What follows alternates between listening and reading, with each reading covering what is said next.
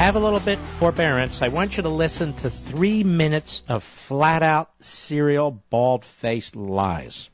From your president. Cut 2. Go. That's fully paid for, does not add 1 penny to our deficit. As badly as I think it's necessary, I won't sign it if that Obamacare reform adds even 1 dime to our deficit over the next decade. And I mean what I say. First of all, I will not sign a plan that adds 1 dime to our deficits, either now or in the future. No ifs, ands, or buts. The cost of this plan will not add to our deficit, and if we're able to slow the growth of healthcare costs by just a fraction of 1% each year, we will actually reduce the deficit by $4 trillion over the long term.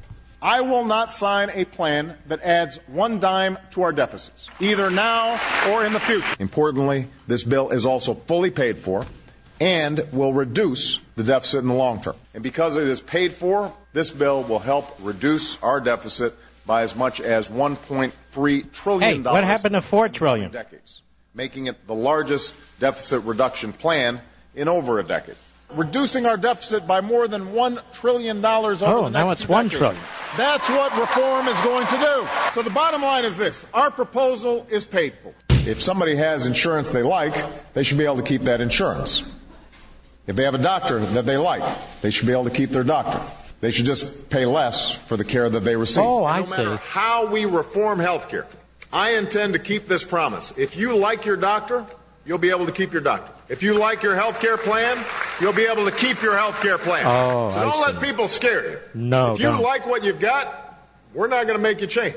Mm-hmm. Reform will keep the government out of your health care decisions, giving you the option to keep your coverage if you're happy with it. For the hundreds of millions of Americans who have health insurance, nothing in this plan will require you or your employer to change the coverage or the doctor you have. Nothing will change for you if you have insurance. Nothing in the plan will require any changes. If you are happy with the insurance plan that you have right now, such a liar. If the cost you're paying and the benefits you're getting are what you want them to be, then you can keep offering that same plan. Nobody will make you change it. If Americans like their doctor, they'll be keeping their doctor. You like your plan, you'll be keeping your plan. No one's taking that away from you. We decided to invest in reforms that'll bring costs down now. You won't have to worry about receiving a surprise bill in the mail, because we'll limit the amount your insurance company can force you to pay. Oh, it just went up 300%. If you qualified, then we would provide you a little bit of help on your premiums to reduce your costs. We will immediately offer low-cost coverage that will protect you against financial ruin if you become seriously ill. So that's what health insurance reform would mean for you and for all our small businesses. It would reduce your costs. Families will save on their premiums. Businesses that would see their costs rise if we do not act will save money now, and they will save money in the future. Costs will come down for families and businesses. Finally, my proposal would bring down the cost of health care for millions. Families, businesses, and the federal government.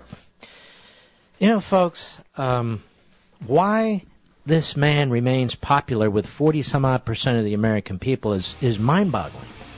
I'm going to tell you something. If the Republicans don't seize this, as I said some length yesterday, as you heard me replay it, and have said some length over the past few months, they're going to lose. They're going to deserve to lose. The only problem is we lose too.